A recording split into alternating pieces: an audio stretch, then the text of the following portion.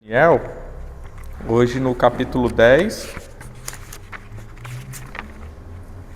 não, 9, desculpa. Nós temos mais 9, 10, até o 12, até o capítulo 12, 13. Então, hoje, 9, 10, 11, 12, 13. Mais um mês aí no livro de Daniel, ou talvez um pouco mais, porque eu acho que há momentos como hoje, que eu vou me deter um pouco mais no capítulo 1 e 2 e alguns capítulos que nós precisaremos de mais atenção. Então, hoje nós já fizemos a introdução do livro de Daniel, né, semana passada. Hoje nós observaremos alguns aspectos do capítulo 1 e 2.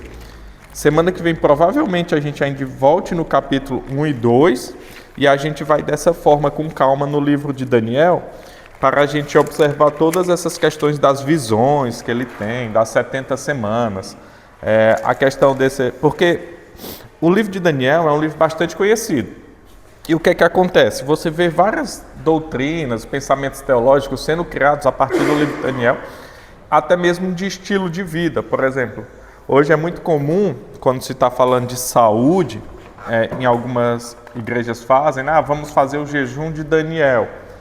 Comer só legumes, beber água, né? Aí faz jejum intermitente, faz jejum de Daniel.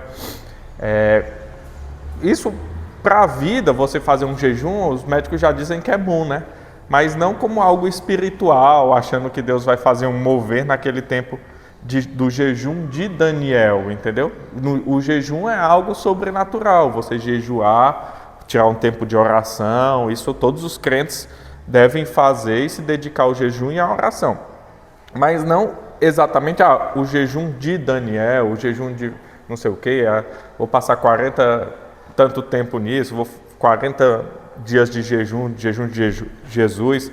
Já vi um pastor falando, eu fiz o jejum de Jesus, tá? Troca, que é coisa da língua, né? Jejum de Jesus, 40 dias só na água. Então veja, isso achando que é algo espiritual, porque Jesus fez, não. Aí também assim, as questões dos sonhos, que tem bastante visões muito diferentes, que tem uma simbologia muito grande, nós veremos.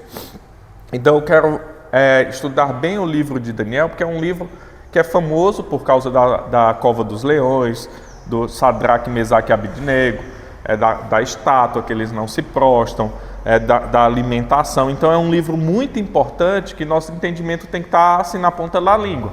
Eu sei o que significa isso, eu sei o que significa as semanas, eu sei o que significa essas visões, o que é mais provável disso e daquilo. Porque pelo livro de Daniel também muitas seitas foram criadas, isso é interessante.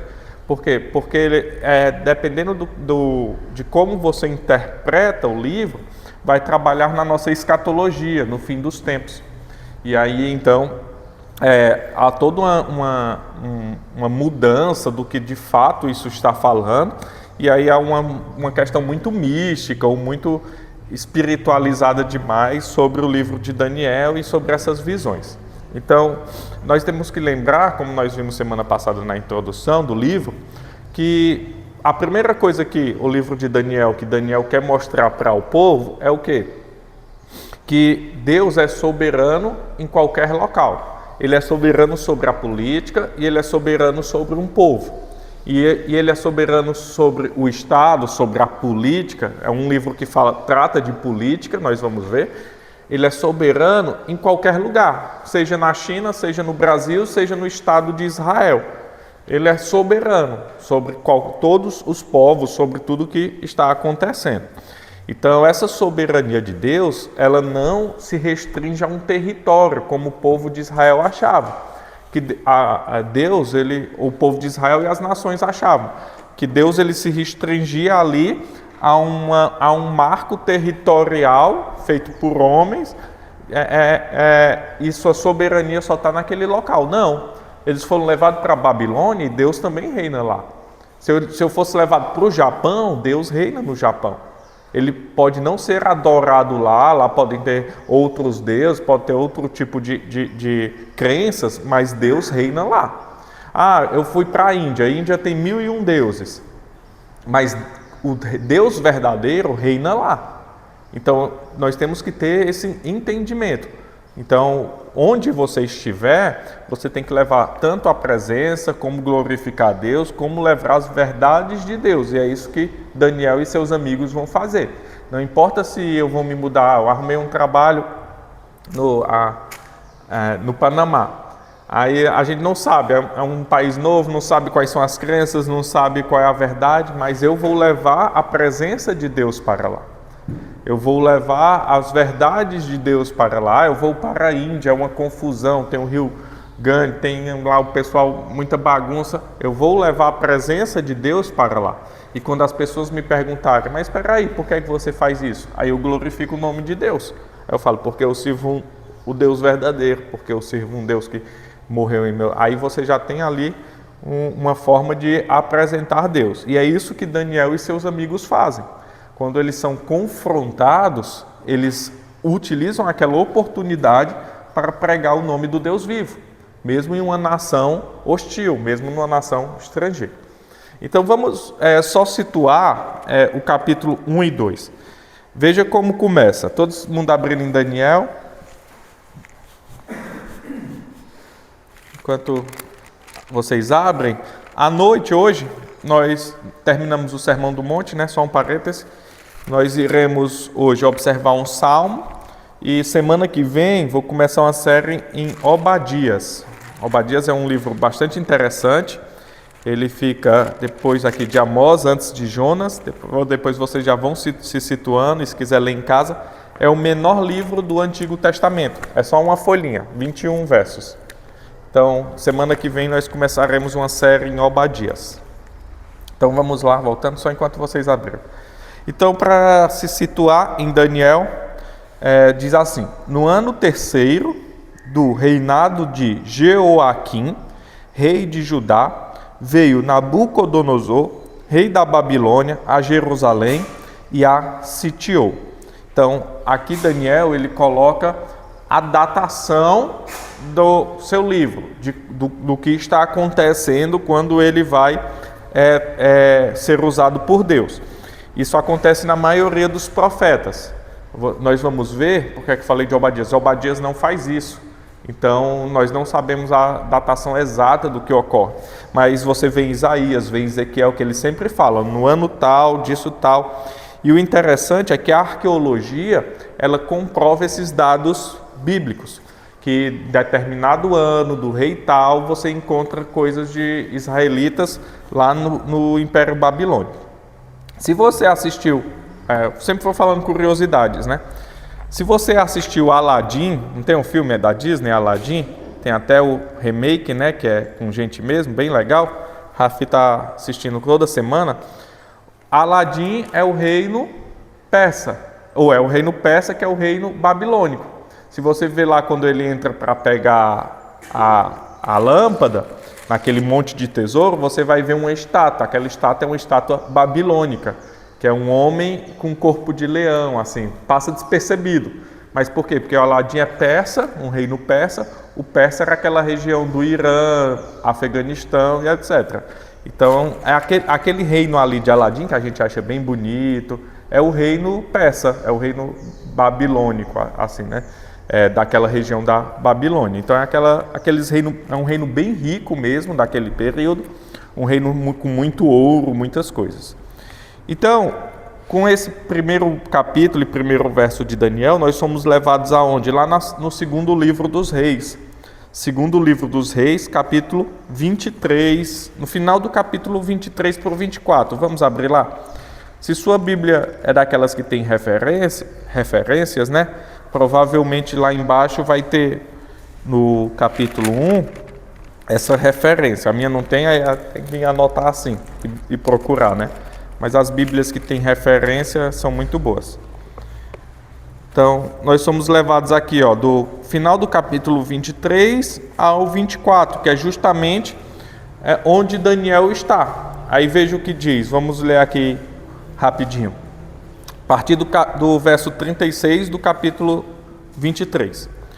Tinha Jeoaquim a idade, aí é onde Daniel situa, né? No reinado de Jeoaquim, a idade de 25 anos, quando começou a reinar, e reinou 11 anos em Jerusalém. Sua mãe se chamava Zébida e era filho de Pedaías, de Rumá. Fez ele o que era mal perante o Senhor, segundo tudo quanto fizera seus pais. Então, quem é Jeoaquim? É um rei ruim do reino do sul, do reino de Judá. Nos dias de Jeoaquim, subiu Nabucodonosor, rei da Babilônia, contra ele. E ele, por 3 anos, ficou seu servo. Então se rebelou contra ele. Lembra a semana passada que nós estávamos introduzindo o livro? E Nabucodonosor, ele sitia o reino de Judá, né, o reino do sul. E aí o que é que ele faz desse reino? Faz um reino vassalo. Esse era o estilo babilônico de domínio. Eu domino Itaporanga, eu sou de Itapeva. Aí a gente está sempre em guerra. Aí eu domino Itaporanga, aí o que é que eu faço? Eu não acabo com vocês. Eu só acabo até vocês se renderem a mim. Aí eu faço de vocês uma nação vassala. Vocês vão trabalhar para mim, vocês vão viver a vida de vocês, aí vão me dar mais recursos. Vão plantar feijão para mim, vão plantar soja e vão me dar uma parte. Então, é dessa forma de sítio que a Babilônia e outras nações faziam. Só que aí o que é que acontece? Jeoaquim, ele se rebela, ele quer burlar, ele quer achar outros aliados para derrotar a Babilônia, ele não quer ser um reino vassalo. E aí então ele se rebela, diz o verso 1 do capítulo 24. Então se rebelou contra ele. Enviou o Senhor contra Jeoaquim bandos de caldeus e bandos de sírios e de moabitas e dos filhos de Amon. Enviou-os contra Judá para destruir, segundo a palavra que o Senhor falara pelos profetas, seus servos. Então veja, quem destruiu o povo de Deus? Segundo esse verso, o próprio Deus.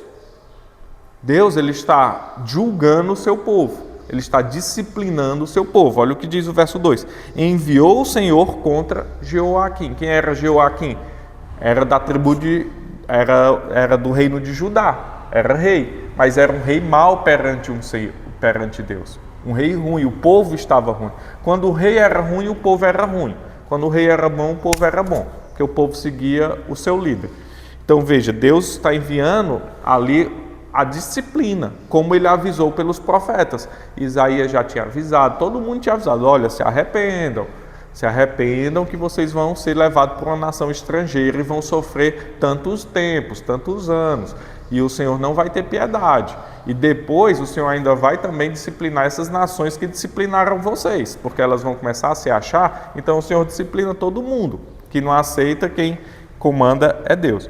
Então esses versos vão narrar, depois você pode dar ler esse capítulo 24, eles vão estar narrando onde Daniel está. O livro dos reis, um livro histórico, ele está narrando mais ou menos esse período em que Daniel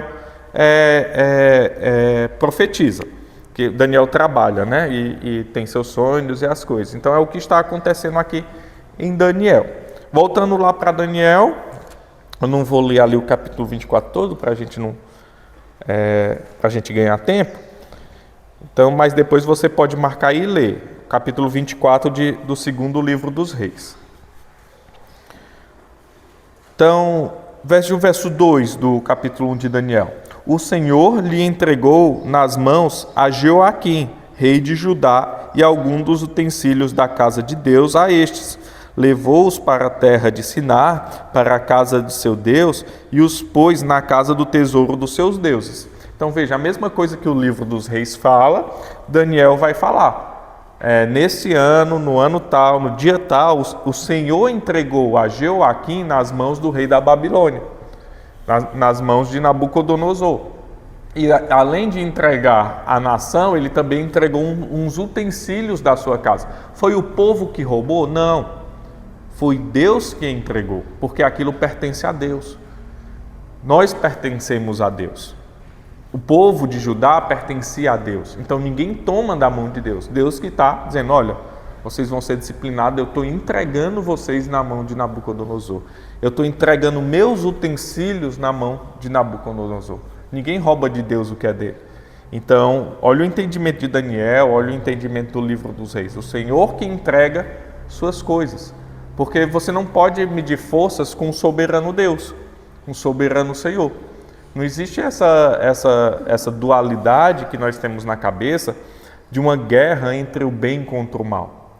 A Bíblia fala de uma batalha nossa, interna. A carne milita, a carne luta contra o espírito. Então é uma batalha nossa. Não é Satanás brigando com Deus. Não é os demônios brigando com Deus. Deus é soberano. Ele fala assim, acabou tudo. Como já acabou, é só você ler Apocalipse, já acabou. Não tem briga. Olha, Jó, o diabo foi prestar contas com Deus. Então, tipo assim, ele é servo de Deus. Não tem uma batalha. Deus não batalha com ninguém. Senão ele não era soberano. Senão ele era o Senhor dos Senhores. Então, é isso que a gente vê no desenho do diabo reinando no inferno, o diabo com tridente. Não, o diabo, Apocalipse demonstra que o diabo estará sofrendo no inferno, junto com os outros. Quem reina no inferno? Jesus. Da mesma forma que ele reina na terra e nos céus. Então, o Senhor do inferno é Jesus. E Satanás vai estar onde? Sofrendo no lago de fogo também. Vai estar lá sofrendo. Então, isso é um pensamento que nós temos que ter, que nós temos só um Deus, só um Rei, só um Senhor dos Senhores. E Ele é incomparável. Ele é que manda em tudo. E aí nós damos glórias a Deus. Por quê? Porque nós somos seus filhos.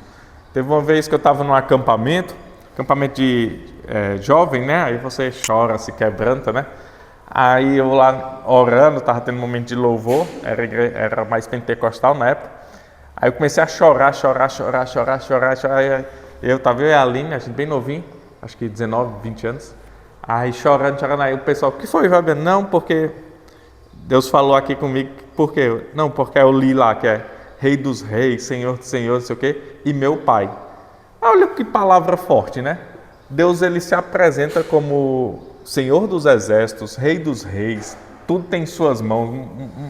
Um monte, ele descreve lá e você diz, meu Deus, quem é esse? Está falando do Trump, está falando do Putin, dos poderosos da terra, e fala, e é seu pai.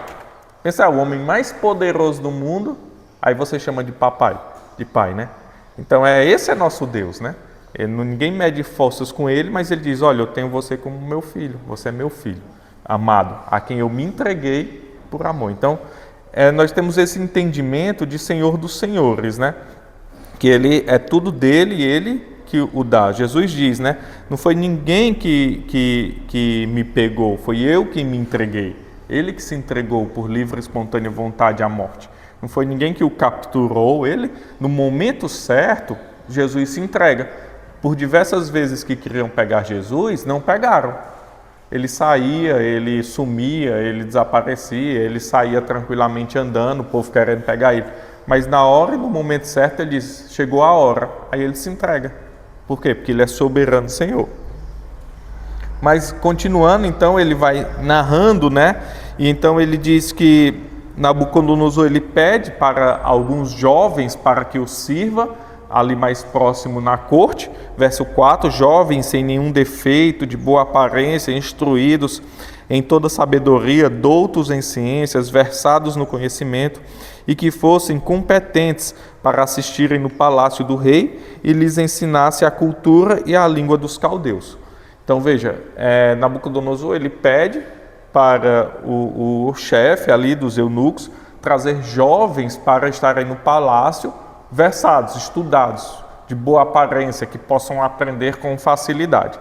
E aí entre esses jovens, quem vai? Verso de número 6, vai,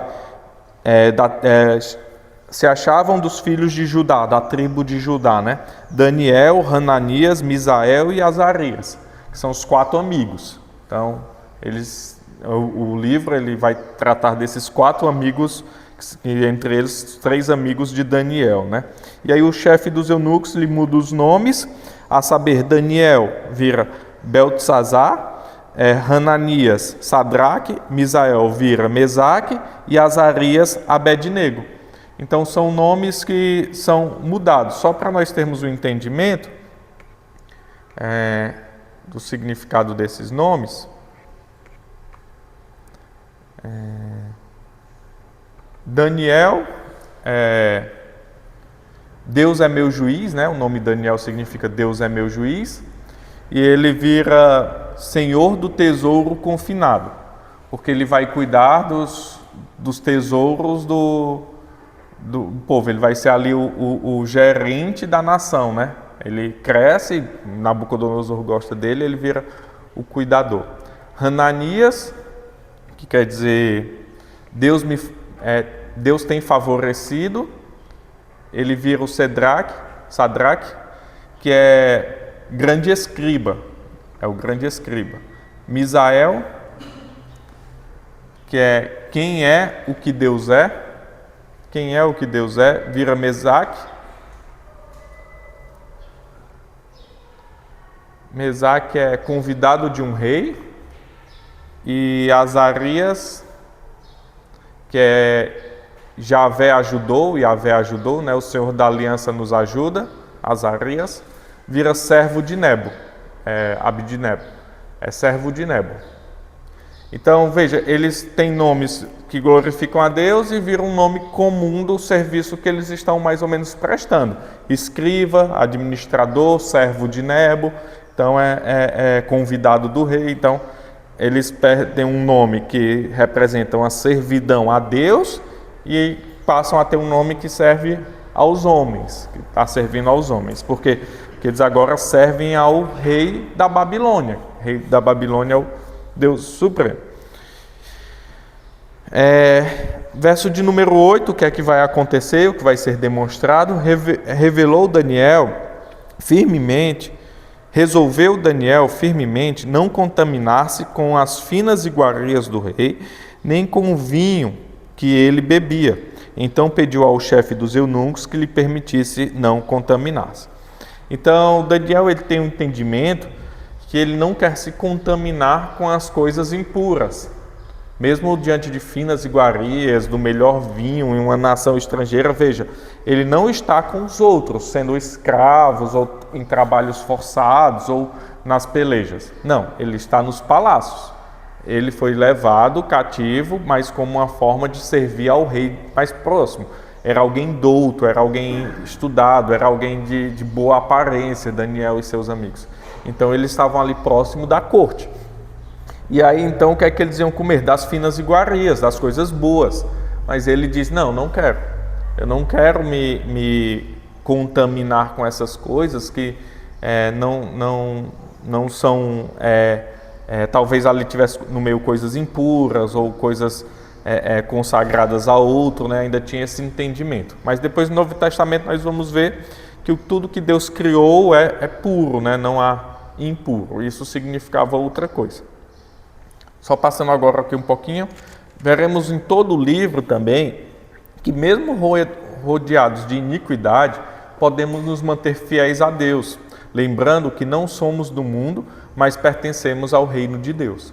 Então veja, não importa onde você esteja, não importa onde Daniel estava, ele queria glorificar a Deus, porque ele sabia que ele não pertencia a uma nação, mas ele pertencia ao reino de Deus. Eu pertenço a Deus, não importa onde eu esteja. Isso acontece, isso é uma tecla que nós temos que bater nos nossos adolescentes, filhos, jovens, porque normalmente, quando um jovem, isso é muito discutido, vai para a universidade, principalmente de interior, aí vai para uma cidade maior, para uma universidade, vai estudar longe dos pais, longe da sua igreja de origem, eles tendem a abandonar a fé. Mas veja Daniel, o que ele fez. Ele estava numa nação hostil, ele estava lá na Babilônia, um povo que não o conhecia, ele estava ali, ninguém estava ali vendo, ninguém estava ali vigiando, ele estava no palácio do rei, no melhor lugar que ele podia estar trabalhando, então ele arrumou uma empresa, a melhor empresa que ele poderia estar, ele estava estudando as coisas da Babilônia, ele estava ali diante de finas iguarias e do melhor da terra, diante do melhor vinho, e o que é que acontece? Ele diz, não, porque eu sirvo a um Deus, e esse Deus não permite que eu toque essas coisas, que eu coma essas coisas. Então, me deixa aqui ficar quietinho, me dá só legumes, que é isso que eu vou comer. Aí o chefe dos eunucos fica com medo do rei, porque diz, não, mas se eu não te der comida, o rei pode achar ruim. Porque aí ele vai te ver abatido, ele diz, não, pois vamos fazer um teste. Se eu ficar abatido, aí eu como. Se eu não ficar, aí você me deixa comendo. Aí ele não fica abatido, ele fica com uma aparência melhor do que o que estão comendo. E então ele fica comendo só legumes e água. Então veja, ele se mantém fiel mesmo diante dos olhos. Porque ele sabe que os olhos que importam não são os olhos do homem, mas os olhos de Deus. Então ele está se guardando para Deus, não é para o homem. E a gente é muito tentado a se guardar para os homens e não para Deus. Então, isso traz sempre aquela mensagem, né? Quem é você quando ninguém está te vendo, né? Se você estivesse num local distante, se você mudasse de cidade, se você tivesse uma oportunidade, quando ninguém está te vendo, quem é você? Daniel, ele se mostrou que é um verdadeiro servo do Senhor. Que ele entende que o Senhor está em todo lugar. Então, ele se guarda para o Senhor. Versículo 15 diz, né? No fim dos 10 dias, a sua aparência era melhor, estavam eles mais robustos do que todos os jovens que comiam as finas iguarias do rei. Então, Daniel e seus amigos estavam com a aparência melhor do que aqueles que estavam comendo normalmente. Então, isso é algo importante para a gente, né? Que Deus, ele que nos sustenta quando nós somos fiéis para com Ele. Então, aí olha o que diz agora o verso 17, né? Ora, esses 4 jovens, Deus deu o conhecimento e a inteligência em toda cultura e sabedoria. Mas a Daniel deu inteligência de todas as visões e sonhos. Então, Daniel, ele vai ter o entendimento das visões e sonhos, que isso depois vai fazer com que ele cresça no reino, porque ele decifra a visão do rei. Mas veja quem é que dá a inteligência e conhecimento. É Deus. É Deus que é o Senhor do conhecimento. É Deus que é Senhor de toda inteligência. É Ele quem tem o conhecimento. Então, Ele nos dá esse conhecimento. E nós podemos orar pedindo ao Senhor conhecimento, inteligência, sabedoria para agir. Por quê? Porque vem dEle, tudo emana dEle. Nada é inerente de nós. Eu sou bom. O Senhor que te faz bom, porque a bondade vem dEle. Então, assim, nós podemos orar pedindo estas coisas ao Senhor, para Ele me fortalecer, para Ele me dar entendimento, para Ele me ajudar a ter inteligência. Eu estou estudando para uma prova, estou estudando para um concurso. Peça ao Senhor inteligência, sabedoria, ânimo para estudar, que é Ele quem dá. Veja de onde emana do Senhor. Ora, a estes 4 jovens, Deus deu o conhecimento e a inteligência. De modo sobrenatural. Você pode estudar e ter um ritmo de estudo, o Senhor te abençoando, seja na sua graça comum ou na sua graça especial, mas Ele também pode te dar uma inteligência, uma sabedoria assim, fora do normal. Ele pode te ajudar nisso, te dando mais que os outros, né?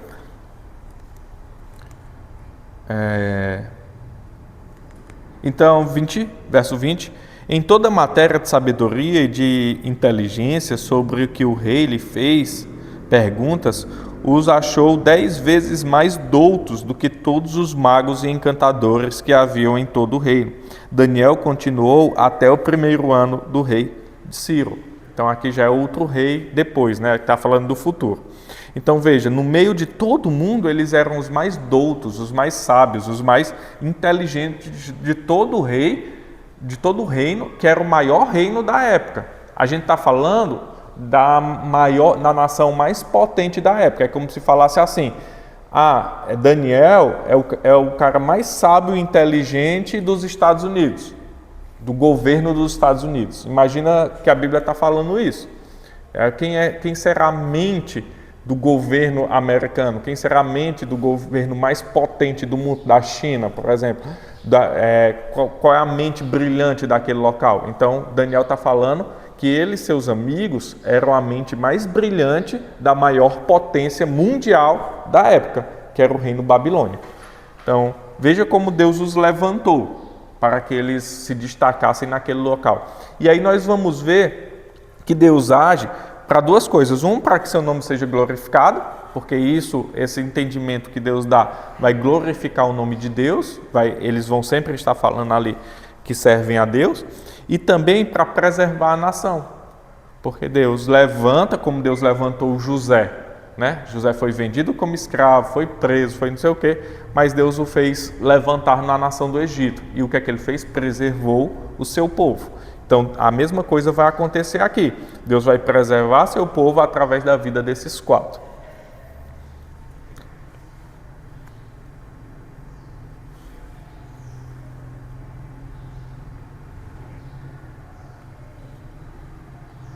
Então, nesses 2 primeiros capítulos, já a gente entra no 2, somos ensinados que a nossa fidelidade ao reino de Deus independe do contexto de nossa vida.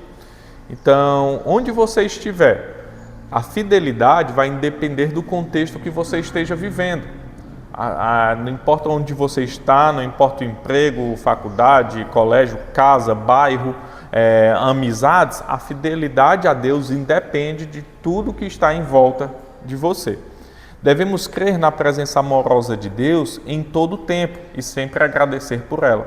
Então veja, nós observamos que Deus cuidou de Daniel e de seus amigos, mesmo eles decidindo fazer um jejum. Comendo só legumes, Deus cuidou amorosamente deles para que a aparência deles ficasse até melhor. Eles ficaram mais saudáveis do que os outros. Então, o cuidado amoroso, a providência de Deus, ela está conosco em todo o tempo, em todo lugar, mesmo que a gente não veja, mesmo que a gente não entenda, mas Deus está cuidando de Deus, a gente vai ver isso também em outros momentos do livro, Deus está cuidando amorosamente dos seus filhos em todo o tempo, e nós sempre devemos agradecer a Deus e colocar os holofotes, o foco, os nossos olhos em Deus. Quem faz isso conosco, quem cuida de nós, quem nos ama, quem faz a gente prevalecer, quem faz a gente honrá-lo, glorificá-lo, é o próprio Deus. É Ele quem nos conduz a isso, como Ele está conduzindo Daniel. Veja, Daniel e seus amigos, em um momento, podiam estar falando, não, graças aos meus esforços que eu era um aluno dedicado. Mas Daniel escreveu o quê? Veja, talvez nesse momento, no momento que a história está acontecendo, Daniel não tivesse o entendimento que Deus que lhe deu inteligência e sabedoria. Mas o que é que ele escreve em seu livro? Deus deu inteligência e sabedoria. Não foi eu que estudei, não foi eu que fui um aluno dedicado, mas foi porque Deus me deu inteligência e sabedoria. Então ele glorifica o nome de Deus. Tira o olho dele, não é Daniel que é o bonzão, é Deus. Entendeu? Mas no tempo que ocorreu, talvez Daniel ainda nem tivesse entendido. Ah, não, estou estudando, estou ali correndo atrás, estou estudando aqui com os mestres da Babilônia. Eu tenho assim uma capacidade, mas foi Deus quem me deu isso. E aí nós também observaremos nesses 2 primeiros que devemos nos comprometer com os valores do reino de Deus. Então veja, Daniel conhecia a lei. Daniel conhecia o seu Deus, ele sabia que não poderia se contaminar, ele sabe o que Deus permite e o que Deus não permite. E isso é o que temos que falar para os nossos filhos, jovens, adolescentes e para nós mesmos. Quais são os valores do reino? O que é que eu posso ou não fazer? O que é que agrada a Deus e o que é que desagrada ao meu Deus? É isso que vai reger minha vida. Onde eu estiver. Eu posso amanhã estar na Europa, ou na Ásia, eu posso estar nos Estados Unidos, mas o que é que vai reger minha vida? Não é a cultura local, não é as amizades que eu estou fazendo, não é a sensação de liberdade, porque naquele local ninguém me conhece, mas é os valores do reino de Deus. E isso é supracultural, está acima da cultura. Então, se uma cultura diz para eu fazer algo que está contra a escritura, eu não faço. Não importa onde eu esteja.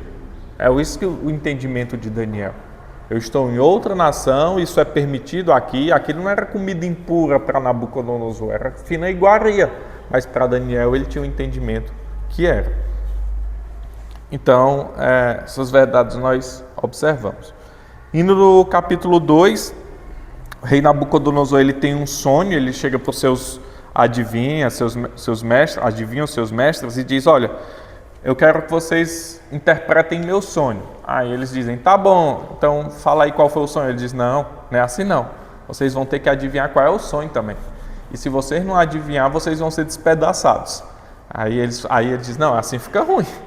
Eu tenho que adivinhar ainda o sonho. Ele diz, justamente, porque vocês têm me enganado Porque eu falo o sonho, é muito fácil vocês adivinhar o sonho. É igual uma pessoa que vai descobrir algo seu, né? Ela pergunta, não, descubra tudo aí.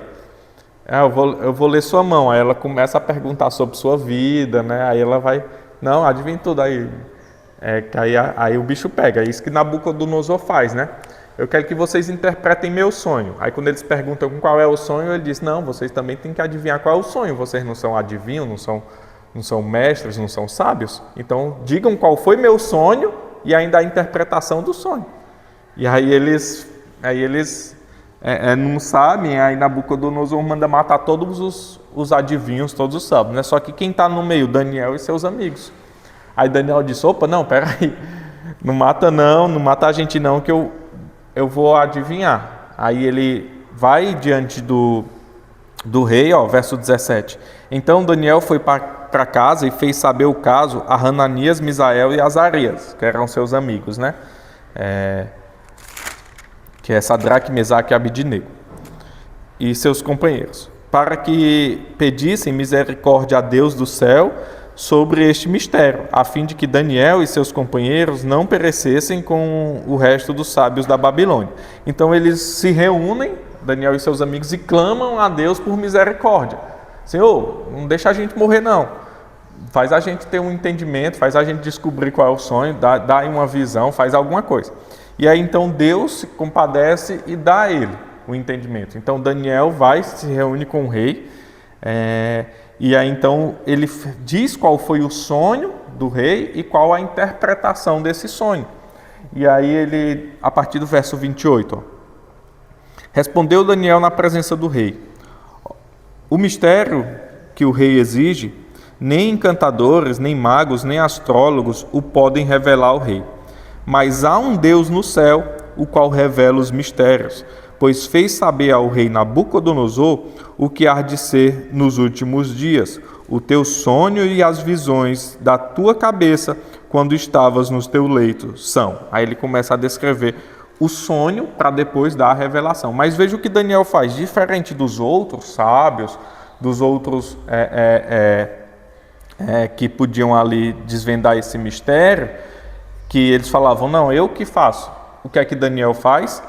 Mas há um Deus, o qual revela mistérios. Não sou eu que estou revelando.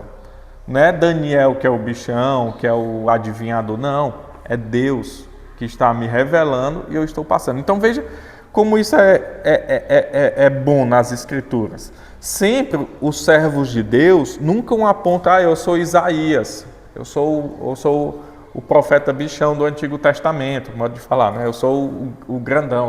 Não, Isaías fala o quê? Ai de mim que sou homem de lábios impuros, quando ele está diante de Deus. Olha Daniel ele podia falar, olha, eu revelo aqui. Não, é Deus que revela os mistérios. Então ele sempre, o povo, os servos de Deus que a gente tem aqui, que temem verdadeiramente ao Senhor, eles sempre tiram o foco da sua vida e colocam em Deus.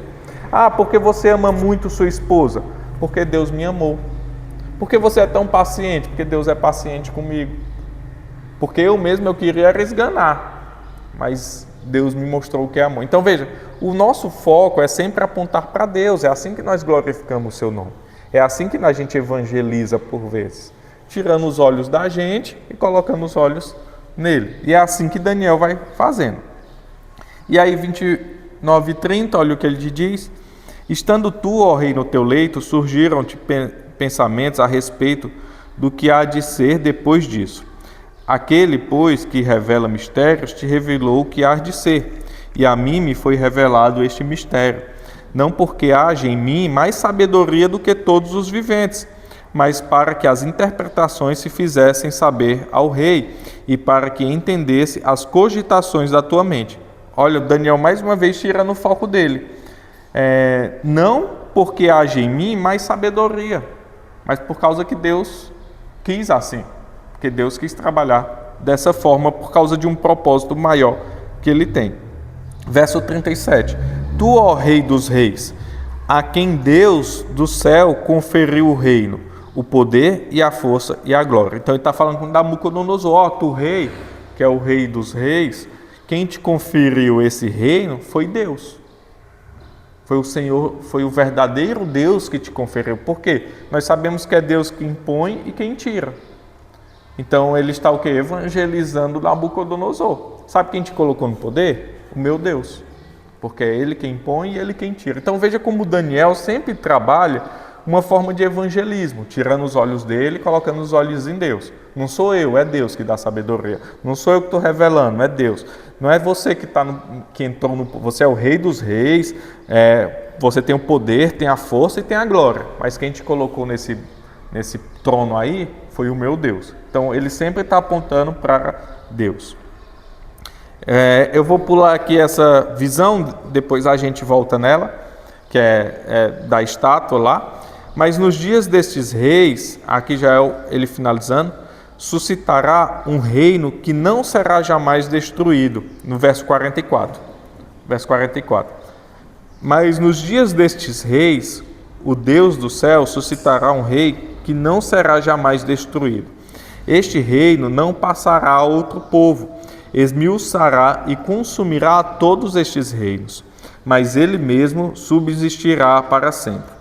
Como viste que do modo foi cortada uma pedra, aqui é falando do sonho, sem auxílio de mãos, e ela esmiuçou o ferro, o bronze, o barro, a prata e o ouro, o grande Deus fez saber ao rei que há de ser futuramente, o que há de ser futuramente.